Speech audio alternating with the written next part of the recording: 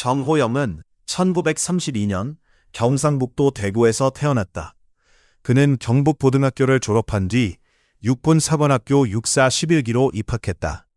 동기 중에는 전두환, 노태우 등이 있었으며 이들은 매우 가까운 사이였다. 특히 노태우는 경북고 시절부터 알고 지낸 오랜 친구였고 김복동도 같은 동기였다. 또한 삼성그룹 창업자 이병철의 장남 이이도 경북고 동기였는데 이이는 정호영을 기억하며 그의 머리가 매우 뛰어나 군인이 아닌 학자의 길을 걸을 것이라 생각했다고 한다.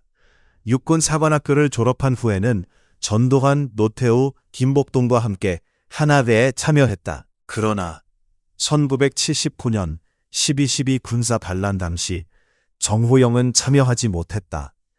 당시 그는 보병사단 사단장으로 서울에서 멀리 떨어진 곳에 근무하고 있었기 때문이다. 반란이 성공한 다음 날인 12월 13일 전두환 측에서 정호영에게 연락해 서울로 올라와 특전사령관에 임명될 것을 권유했다. 그렇게 정호영은 전두환의 입김으로 정병주 뒤를 이어 특전사령관으로 부임하며 신군부의 주도 세력으로 등장했다. 신군부 핵심 인사는 당시를 회상하며 정호영과 전두환은 인간적으로 가까웠고 서로 잘 통하며 신뢰가 두터운 관계였다고 밝혔다. 정호영은 특전사 장교 출신이며 특전사 여단장으로도 근무했다. 특전사령관 임명 직후에는 전두환에 맞서던 정병주 전 특전사령관을 끝까지 지키며 고인의 예를 갖췄다. 당시 반란에 참여했던 군인들이 김호랑 중령의 시신을 부대 뒷산에 묻은 것을 알게 된 정호영은 크게 분노하며 아군끼리 총격전이 벌어진 것은 잘못된 일이며 자신의 목숨을 바쳐 직무를 수행한 훌륭한 군인에게 그런 처사는 말이 되지 않는다며 당장 장례식을 준비하라고 명령했다. 이 일로 인해 전두환 측은 12.12 군사반란에 저항하다 강제 예편한 정병주를 공격했지만 정호영에 대해서는 비교적 호의적이었다. 정호영은 김호랑 중령의 장례를 부대장으로 치렀고 국립묘지에 안장하는 등 신군부의 심기를 건드렸다.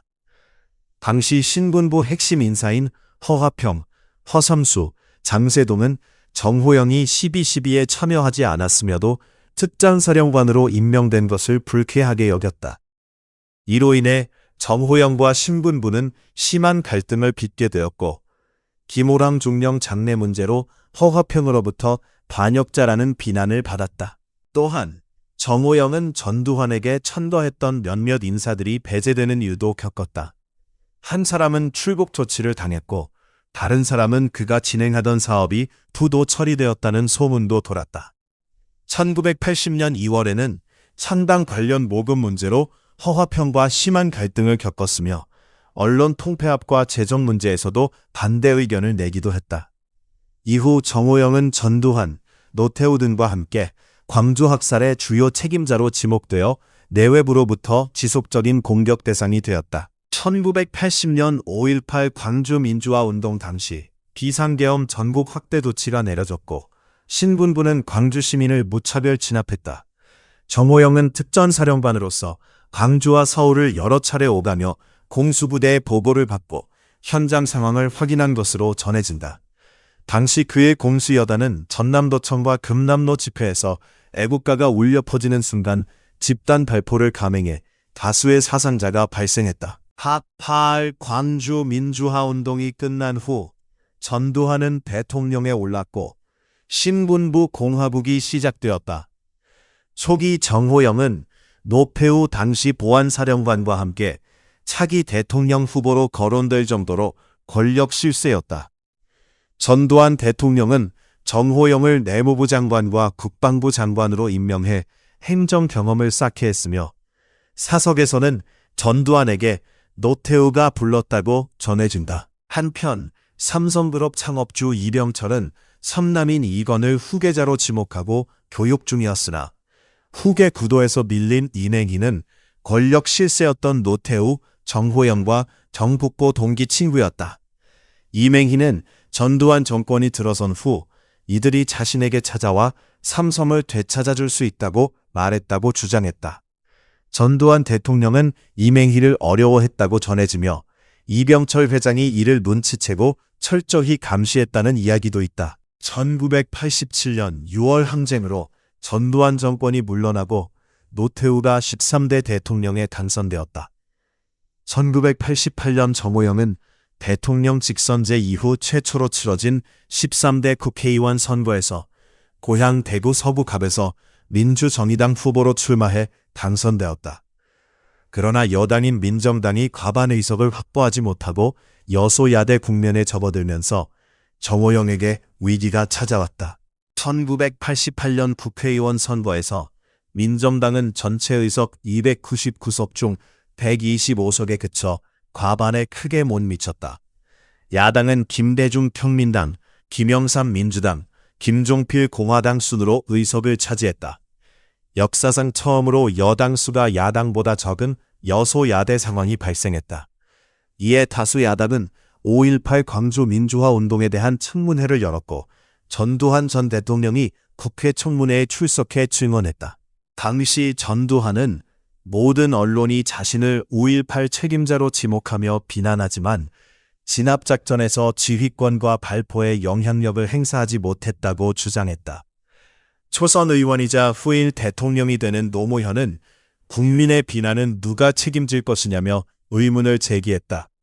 노무현은 증인석에 명패를 던지는 등 청문회의 스타로 떠올랐다. 진상조사위원회는 전두환 보안사령관을 광주 총책임자로, 정호영 특전사령관과 최세창 제3여단장을 현장 지휘자로 명시했다. 이후 정호영 의원도 야당의 비난 대상이 되었으며 민주정의당 내부에서도 사퇴 권유가 있었지만 정호영은 이를 완강히 거부했다. 그러나 노태우 대통령이 간곡히 사퇴를 요청하며 국가와 당, 친구를 위해 한 번만 도와달라. 사퇴하면 3개월 뒤 대구 서구 갑 보궐선거 공천을 주겠다고 말했다. 정호영은 노태우와 김영삼, 김종필 사이의 3당 합당 추진 과정에서 자신의 퇴진이 전제 조건이었음을 주장하며 결국 국가 안정을 이유로 의원직을 사퇴했다. 정호영은 야당이 5.18 책임을 묻고 나를 의원직에서 사퇴시키려 했으나 나는 5.18에 대해 정치적 책임을 지는 것은 부당하다고 생각했다. 그래서 국가 안정을 명분으로 사퇴했다고 밝혔다. 노태우 대통령은 권력 주도권 장악을 위해 3당 합당을 추진했고 1990년 1월 22일 민주자유당이 출범했다. 민자당은 21석을 확보해 거대 여당이 되었으나 대구 서부갑 보궐선거에서 정호영은 공천에서 배제되었다. 정호영은 친부이자 대통령에게 큰 배신감을 느끼며 무소속으로 출마했다. 당시 민주자유당 문익갑 후보는 정호영과의 대결을 피하려 했으며 무소속 출마를 포기하라는 권유도 받았지만 정호영은 강행했다.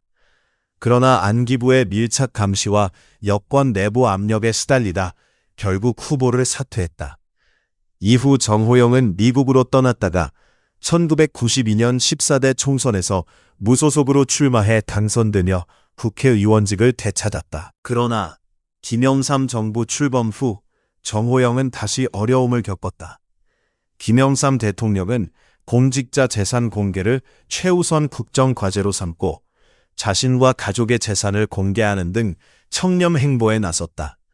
장관 등 고위 공직자에게 재산 공개를 지시하며 명예가 아닌 부를 택하려면 공직을 떠나라. 떡값과 찻값도 받지 말라고 강조했다.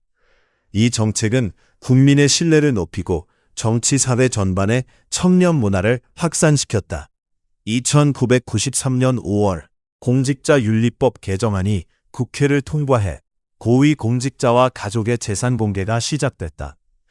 민자당 국회의원이던 정호영도 부동산과 주식 등 93억 원 상당의 재산을 신고했다. 서울 강남구 노현동 빌딩과 경기도 양주시 임야가 큰 비중을 차지했다. 그러나 경기도 양주시 땅과 관련해 투기 의혹이 불거졌다. 정호영이 양주시 땅을 산 것은 1985년으로 거슬러 올라간다. 당시 그는 육군 참모총장으로 근무하면서 부인과 딸 명의로 9만 평 임야를 매입했다. 이 땅은 군사시설 보호구역으로 묶여 있어 가치가 없었으나 1987년 정호영이 국방부 장관에 임명된 후 보호구역에서 해제되어 땅값이 크게 올랐다. 1993년 재산 공개 당시 신고한 땅값은 약 11억 원으로 8년 만에 큰 시세 차익을 남긴 셈이었다. 사람들이 투기 의혹을 제기한 이유는 국방부 장관이 보호구역 해제 권한을 가졌기 때문이었다. 한 전문가는 이를 과거 군사독재 핵심 세력들의 전형적인 재산 증식 방식이라 평가했다. 투기 의혹이 불거지자 정호영은 양주 땅을 모두 매각했다. 매입자는 대기업 창업주가 설립한 불교 재단임이 확인되었으며 매각 금액은 확인되지 않았다. 시간이 흘러 언론이 정호영과 가족 재산을 추적했고 그는 1,000억 원대 재산가로 밝혀졌다. 1993년 신고한 93억 원보다 배 이상 증가한 규모였다. 정호영 일가가 보유한 부동산 중 가장 비싼 것은 서울 강남구 노현동 도산대로 중심에 위치한 건물이었다. 1992년에 국회의원 시절 한 재벌 기업으로부터 이 건물을 매입했으며 당시 가치는 55억 원, 2021년에는 415억 원에 팔렸다. 또한 정호영은 경기도 과천 부동산 투자로도 큰 수익을 얻었다. 과천과의 인연은 1982년 50화국 출범 직후 과천시 주암동 장분 마을에 입주하면서 시작됐다. 이후 그는 과천에서 1만 제곱미터가 넘는 땅을 사들였으며 한 지인은 1980년대 정호영이 인근 부동산을 쇼핑하듯 매입했다.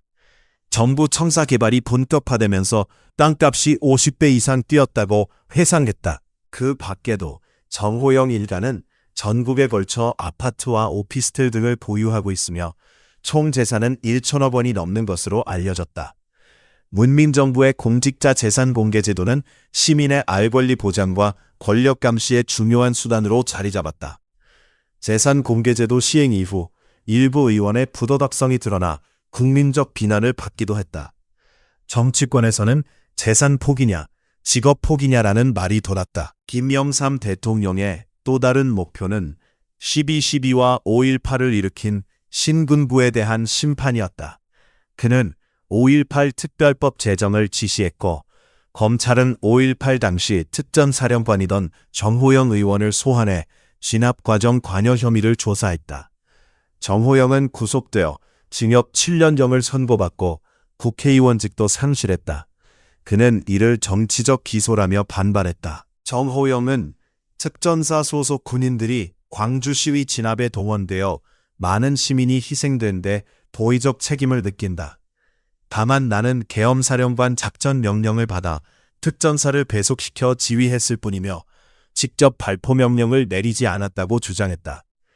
기자가 증거 제시를 요구하자 그는 발포 명령을 했으면 특전사 장교들이 있을 텐데 아무도 그런 증언을 하지 않았다고 답했다. 검찰은 관련자들을 모두 조사했으나 광주에서 정호영의 지휘를 받았다고 증언한 사람은 없었다. 징역형 선고 후 정호영은 곧바로 선현되었다. 2002년부터는 전국 정시연합회 총재로 활동하며 정몽준 대통령 후보를 지원했다.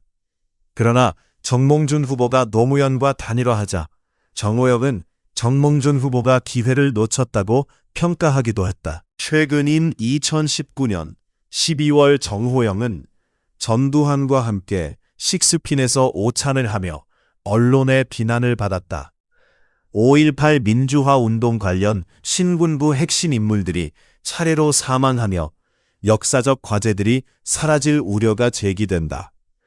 5.18 진상규명조사위원회가 조사 대상인 신군부 중요 인물 5명 중 4명이 사망했고 현재 정호영만 생존해 있다. 민주화 운동의 핵심 과제는 최초 발포 책임자 규명, 행방불명자 찾기 등이지만 정호영도 현재 90세가 넘어 시간적 여유가 많지 않다. 전두환, 노태우, 정호영은 한때 절친한 사이였으나 정치에 뛰어들면서 서로 멀어졌다. 정호영은 언론 인터뷰에서 친구 노태우가 자신을 배신했다고 울분을 토하기도 했다. 전두환 전 대통령은 정치 때문에 40년 친구를 잃었다고 회고했다. 여기까지 역사 비디오였다. 재밌게 보셨다면 구독과 좋아요 부탁드린다. 앞으로도 다양한 역사 이야기를 전해드릴 예정이다.